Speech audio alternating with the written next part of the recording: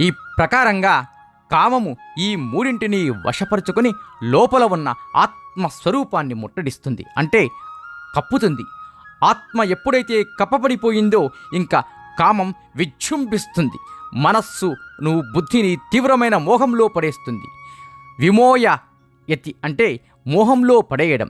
కామము ఇంద్రియములను మనోబుద్ధులను వశపరుచుకొని వాటిని మోహ పరవశులను చేస్తుంది. ఆ మోహంలో పడ్డవాడు ఓ పట్టాన బయటకు రాలేడు.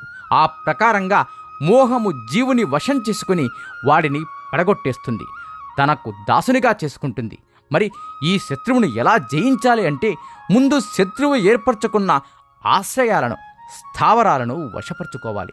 మనోబుద్ధి ఇంద్రియములను ఆశ్రయించుకున్న మోహమును నాశనం చేయాలంటే దాని వశంలో ఉన్న మనస్సును, ఇంద్రియములను మన స్వాధీనంలోకి తెచ్చుకోవాలి. దానినే మనోనిగ్రహము, ఇంద్రియ నిగ్రహము అంటారు. అప్పుడు బుద్ధి కూడా మనవైపు వస్తుంది. అప్పుడు కామమునకు నిలువ నీడ ఉండదు, దానంతటా అది పారిపోతుంది. కామాన్ని జయించి నిరంతర ఆనందం పొందడానికి ఇదే తరుణోపాయము.